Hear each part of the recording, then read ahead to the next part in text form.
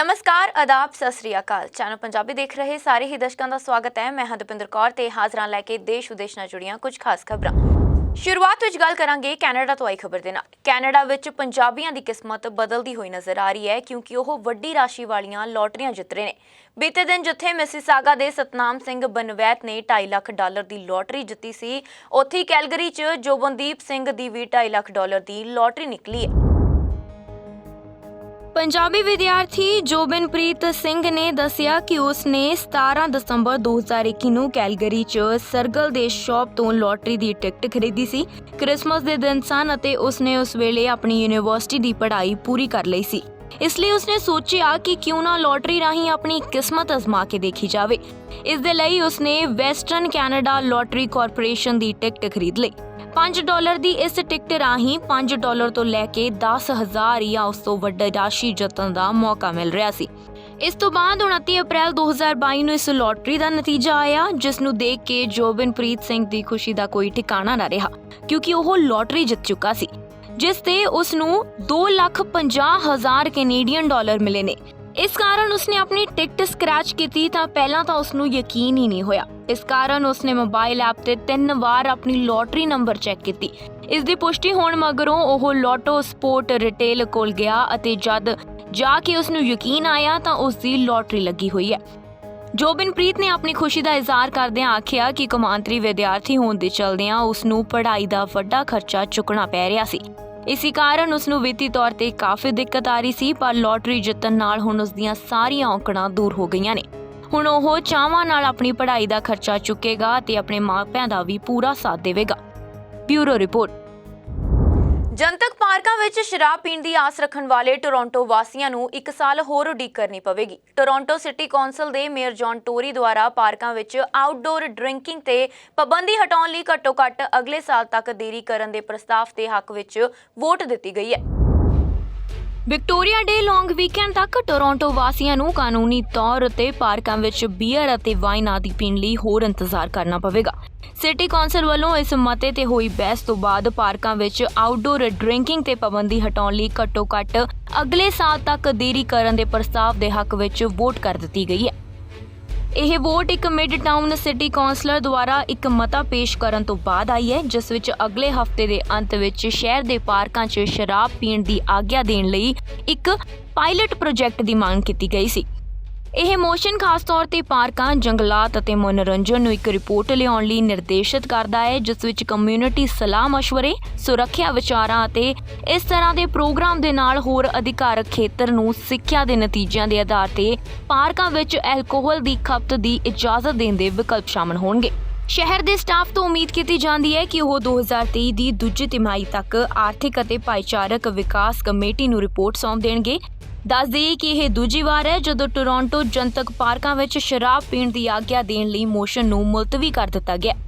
ਇਸ ਤਰ੍ਹਾਂ ਦਾ ਮਤਾ ਮੈਟਲੋ ਵੱਲੋਂ ਕੋਵਿਡ-19 ਦੇ ਸਿਖਰ ਉੱਤੇ ਰਹਿੰਦਿਆਂ ਪਿਛਲੀ ਬਸੰਤ ਵਿੱਚ ਪੇਸ਼ ਕੀਤਾ ਗਿਆ ਸੀ। ਕੁਝ ਰੈਜ਼ੀਡੈਂਟਸ ਦਾ ਇਹ ਵੀ ਮੰਨਣਾ ਹੈ ਕਿ ਇਸ ਤਰ੍ਹਾਂ ਦੀ ਇਜਾਜ਼ਤ ਦਿੱਤੇ ਜਾਣ ਨਾਲ ਪਾਰਕਾਂ ਵਿੱਚ ਗੰਦ ਫੈਲਣਾ ਅਤੇ ਗਲਤ ਕਿਸਮ ਦੇ ਵਿਵਹਾਰ ਨੂੰ ਹੱਲਾਸ਼ੇਰੀ ਮਿਲੇਗੀ।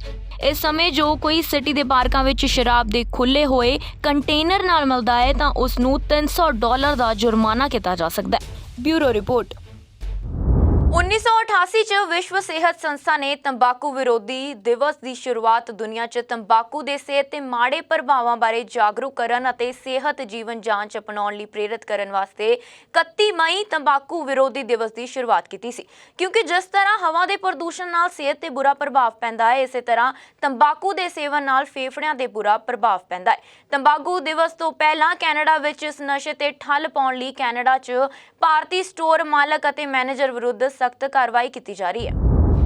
ਕੈਨੇਡਾ ਦੇ ਕੈਲਗਰੀ ਸ਼ਹਿਰ 'ਚ ਕਨਵੀਨੀਅੰਸ ਸਟੋਰ ਚਲਾ ਰਹੇ ਸੁਧਾਰਕ ਟੰਡਨ ਅਤੇ ਨੂਪਰ ਵਿਸ਼ਿਸ਼ਟ ਵਿਰੁੱਧ ਨਾਬਾਲਗਾਂ ਨੂੰ ਤੰਬਾਕੂ ਉਤਪਾਦਨ ਵੇਚਣ ਅਤੇ 25 ਸਾਲ ਤੋਂ ਘੱਟ ਉਮਰ ਵਾਲਿਆਂ ਦੀ ਸ਼ਨਾਖਤ ਨਾ ਮੰਗਣ ਸਣੇ ਕਈ ਦੋਸ਼ ਆਇਦ ਕੀਤੇ ਗਏ ਨੇ। ਦੋਸ਼ੀ ਠਹਿਰਾਏ ਜਾਣ ਦੇ ਪਹਿਲੇ ਜੁਰਮ ਦੇ ਵਜੋਂ ਸਟੋਰ ਮਾਲਕ ਨੂੰ $10,000 ਦਾ ਜੁਰਮਾਨਾ ਕੀਤਾ ਜਾ ਸਕਦਾ ਹੈ, ਜਦਕਿ ਗਲਤੀ ਦੁਹਰਾਉਣ ਤੇ ਜੁਰਮਾਨੇ ਦੀ ਰਕਮ $1 ਲੱਖ ਤੱਕ ਜਾ ਸਕਦੀ ਹੈ। ਇਸ ਸੰਬੰਧੀ ਕਈ ਲੋਕਾਂ ਵੱਲੋਂ 311 ਤੇ ਸ਼ਿਕਾਇਤ ਕੀਤੀ ਗਈ, ਜਿਸ ਤੋਂ ਬਾਅਦ ਬਿਜ਼ਨਸ ਲਾਇਸੈਂਸ ਇੰਸਪੈਕਟਰ ਅਤੇ ਕੈਲਗਰੀ ਪੁਲਿਸ ਵੱਲੋਂ ਮਾਮਲੇ ਦੀ ਪੜਤਾਲ ਕਰਦਿਆਂ ਸ਼ਹਿਰ ਦੇ ਪਾਈਨਰਿਜ ਇਲਾਕੇ ਵਿੱਚ ਮੌਜੂਦ ਜੈਮਨੀ ਕਨਵੀਨੀਅੰਸ ਸਟੋਰ ਦੇ ਮਾਲਕ ਅਤੇ ਮੈਨੇਜਰ ਵਿਰੁੱਧ ਤੰਬਾਕੂ ਸਮੋਕਿੰਗ ਅਤੇ ਵੈਪਿੰਗ ਰਿਡਕਸ਼ਨ ਐਕਟ ਅਧੀਨ ਦੋਸ਼ ਆਇਦ ਕੀਤੇ ਗਏ ਨੇ। ਇਸ ਸੰਬੰਧੀ ਜਾਣਕਾਰੀ ਦਿੰਦਿਆਂ ਕੈਲਗਰੀ ਦੇ chief business licence inspector Michael ਨੇ ਦੱਸਿਆ ਕਿ 311 ਤੇ ਕਾਲ ਕਰਕੇ ਜਾਣਕਾਰੀ ਦੇਣ ਵਾਲਿਆਂ ਦੇ ਅਸੀਂ ਬਹੁਤ ਸ਼ੁਕਰਗੁਜ਼ਾਰ ਹਾਂ ਅਤੇ ਉਮੀਦ ਕਰਦੇ ਹਾਂ ਕਿ ਉਹਨਾਂ ਹੋਰਨਾਂ ਨੂੰ ਵੀ ਗੈਰ ਕਾਨੂੰਨੀ ਸਰਗਰਮੀਆਂ ਵਿਰੁੱਧ ਸ਼ਿਕਾਇਤ ਕਰਨ ਲਈ ਉਤਸ਼ਾਹਿਤ ਕਰਨਗੇ। ਇਸ ਸੰਬੰਧੀ ਜਾਣਕਾਰੀ ਦਿੰਦਿਆਂ ਕੈਲਗਰੀ ਦੇ chief business licence inspector Michael ਨੇ ਆਖਿਆ ਕਿ 311 ਤੇ ਕਾਲ ਕਰਕੇ ਜਾਣਕਾਰੀ ਦੇਣ ਵਾਲਿਆਂ ਦੇ ਅਸੀਂ ਸ਼ੁਕਰਗੁਜ਼ਾਰ ਹਾਂ। ਅਸੀਂ ਉਮੀਦ ਕਰਦੇ ਹਾਂ ਕਿ ਉਹ ਹੋਰਨਾਂ ਨੂੰ ਵੀ ਗੈਰ ਕਾਨੂੰਨੀ ਸਰਗਰਮੀਆਂ ਵਿਰੁੱਧ ਸ਼ਿਕਾਇਤ ਕਰਨ ਦੀ ਉਤਸ਼ਾਹਿਤ ਕਰਨਗੇ। ਉਹਨਾਂ ਆਖਿਆ ਕਿ ਨੌਜਵਾਨਾਂ ਦੀ ਸਿਹਤ ਸੁਰੱਖਿਆ ਯਕੀਨੀ ਬਣਾਉਣਾ ਬਹੁਤ ਜ਼ਰੂਰੀ ਹੈ ਤੇ ਇਸ ਸੰਬੰਧੀ ਸਖਤ ਸ਼ਰਤਾਂ ਲਾਗੂ ਕੀਤੀਆਂ ਗਈਆਂ ਨੇ। ਦੂਜੀ ओर ਪ੍ਰਸ਼ਾਸਨਿਕ ਅਧਿਕਾਰੀਆਂ ਨੇ ਆਖਿਆ ਕਿ ਦੋਸ਼ ਬੇहद ਗੰਭੀਰ ਸਾਬਤ ਹੋਏ ਤਾਂ ਜੈਮਨੀ ਕਨਵੀਨੀਅੰਸ ਸਟੋਰ ਦੇ ਲਾਇਸੈਂਸ ਬਾਰੇ ਵੀ ਪੁਨਰ ਵਿਚਾਰ ਕੀਤਾ ਜਾ ਸਕਦਾ ਹੈ। Bureau report. ਮਿਸੀਸਾਗਾ ਦੀ ਮੇਅਰ ਬੋਨੀ ਕਰੋਂਬੀ ਨੇ ਇਕਨੋਮਿਕ ਡਿਵੈਲਪਮੈਂਟ ਵੀਕ ਮੌਕੇ ਮਿਸੀਸਾਗਾ ਦੀ ਇਕਨੋਮਿਕ ਡਿਵੈਲਪਮੈਂਟ ਟੀਮ ਦੀ ਉਹਨਾਂ ਵੱਲੋਂ ਮਿਸੀਸਾਗਾ ਵਿੱਚ ਲੋਕਲ ਇਕਨੋਮੀ ਗਰੋ ਕਰਨ ਲਈ ਕਾਰੋਬਾਰਾਂ ਨੂੰ ਸਮਰਥਨ ਦੇਣ ਲਈ ਦਿਨ ਰਾਤ ਕੀਤੇ ਜਾ ਰਹੇ ਅਣਥੱਕ ਪ੍ਰਯਤਨਾਂ ਲਈ ਧੰਨਵਾਦ ਕੀਤਾ ਹੈ। Mayor Bonnie Crombie here.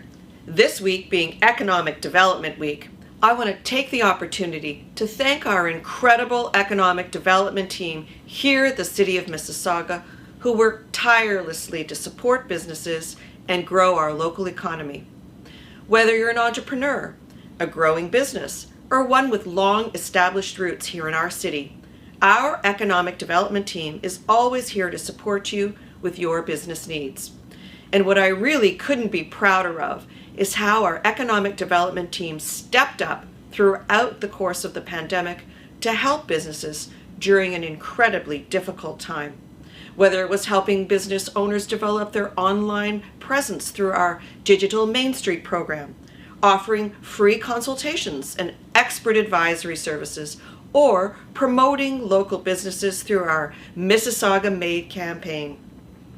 The work our team does to continue to spur major investment from global companies, helping grow our economy and create good, high-paying jobs. The truth is that our businesses, particularly our small businesses, are at the heart of so many of our communities. And there's never been a more important time to ensure business not only recover from the pandemic, but once again thrive. And what gives me so much confidence is that here at the city, we have an incredible team supporting businesses along their journey. Once again, thank you to our economic development team for the work they do, and happy Economic Development Week. New Zealand ਸਰਕਾਰ ਨੇ ਜੁਲਾਈ ਤੋਂ ਕਿਰਤੀਆਂ ਲਈ ਦਰਵਾਜ਼ੇ ਖੋਲ੍ਹਣ ਦਾ ਐਲਾਨ ਕੀਤਾ ਹੈ ਅਤੇ ਇਸ ਦੇ ਨਾਲ ਹੀ 56 ਪ੍ਰਮੁੱਖ ਕਿਰਤੀਆਂ ਨਾਲ ਸੰਬੰਧਿਤ ਕਾਮੇ ਵਰਕ ਵੀਜ਼ਾ ਤੇ ਮੁਲਕ ਵਿੱਚ ਦਾਖਲ ਹੋ ਸਕਣਗੇ। ਇਸ ਦੇ ਨਾਲ ਹੀ ਭਾਰਤੀ ਸੈਲਾਨੀ ਵੀ 31 ਜੁਲਾਈ ਤੋਂ ਵਿਜ਼ਟਰ ਵੀਜ਼ਾ ਤੇ ਨਿਊਜ਼ੀਲੈਂਡ ਜਾ ਸਕਣਗੇ। ਦੁਨੀਆ ਵਿੱਚ ਸਭ ਤੋਂ ਸਖਤ ਕੋਰੋਨਾ ਬੰਦਿਸ਼ਾਂ ਲਾਗੂ ਕਰਨ ਵਾਲੇ ਨਿਊਜ਼ੀਲੈਂਡ ਨੇ 2 ਸਾਲ ਪਹਿਲਾਂ ਕਿਸੇ ਵੀ ਸ਼ਖਸ ਦੇ ਮੁਲਕ ਵਿੱਚ ਦਾਖਲ ਹੋਣ ਤੇ ਰੋਕ ਲਗਾ ਦਿੱਤੀ ਸੀ। ਇਸ ਮਗਰੋਂ ਪੜਾਵਾਰ ਤਰੀਕੇ ਨਾਲ ਬੰਦਿਸ਼ਾਂ ਘਟਾਉਣ ਦਾ ਸਿਲਸਿਲਾ ਸ਼ੁਰੂ ਕੀਤਾ ਗਿਆ। ਸਰਕਾਰ ਦੀ ਸਖਤੀ ਸਦਕਾ ਹੀ ਨਿਊਜ਼ੀਲੈਂਡ ਵਿੱਚ ਕੋਰੋਨਾ ਕਾਰਨ ਹੋਈਆਂ ਮੌਤਾਂ ਦੀ ਗਿਣਤੀ ਕਿਸੇ ਵੀ ਵਿਕਸਿਤ ਮੁਲਕ ਤੋਂ ਘਟ ਰਹੀ ਹੈ। ਨਿਊਜ਼ੀਲੈਂਡ ਸਰਕਾਰ ਨੇ ਸਭ ਤੋਂ ਪਹਿਲਾਂ ਆਸਟ੍ਰੇਲੀਅਨ ਲੋਕਾਂ ਨੂੰ ਆਉਣ ਦੀ ਇਜਾਜ਼ਤ ਦਿੱਤੀ ਅਤੇ ਫਿਰ ਅਮਰੀਕਾ, ਕੈਨੇਡਾ ਤੇ UK ਸਣੇ 50 ਮੁਲਕਾਂ ਦੇ ਲੋਕਾਂ ਨੂੰ ਸੈਰ ਸਪਾਟੇ ਵਾਸਤੇ ਆਉਣ ਦੀ ਖੁੱਲ੍ਹ ਦਿੱਤੀ ਹੈ।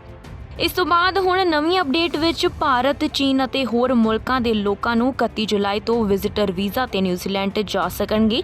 ਸਰਕਾਰ ਨੇ ਕਿਹਾ ਹੈ ਕਿ ਜੁਲਾਈ ਦੇ ਅੰਤ ਤੱਕ ਦੇਸ਼ ਵਿੱਚ ਕਾਲੇ ਹਾਲਾਤ ਮਹਾਮਾਰੀ ਤੋਂ ਪਹਿਲਾਂ ਵਰਗੇ ਕਰ ਦਿੱਤੇ ਜਾਣਗੇ।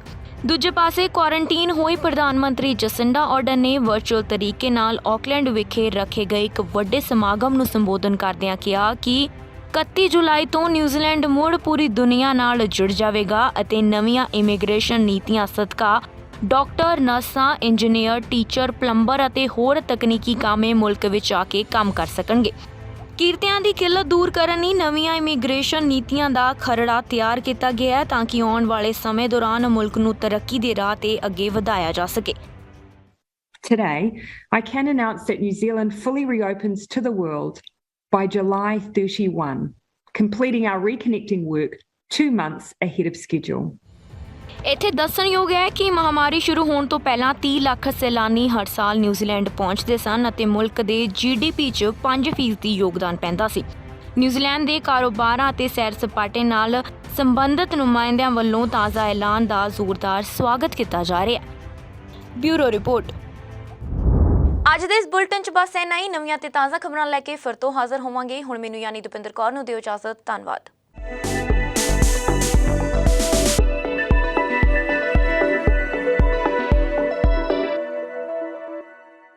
ਸਾਡਾ ਹਰ ਇੱਕ ਪ੍ਰੋਗਰਾਮ ਦੇਖਣ ਤੇ ਸਾਡੇ ਨਾਲ ਜੁੜਨ ਲਈ ਸਬਸਕ੍ਰਾਈਬ ਕਰੋ ਚੈਨਲ ਪੰਜਾਬੀ ਤੇ ਨੋਟੀਫਿਕੇਸ਼ਨ ਲਈ ਬੈਲ ਆਈਕਨ ਵਾਲੇ ਬਟਨ ਤੇ ਕਲਿੱਕ ਕਰੋ।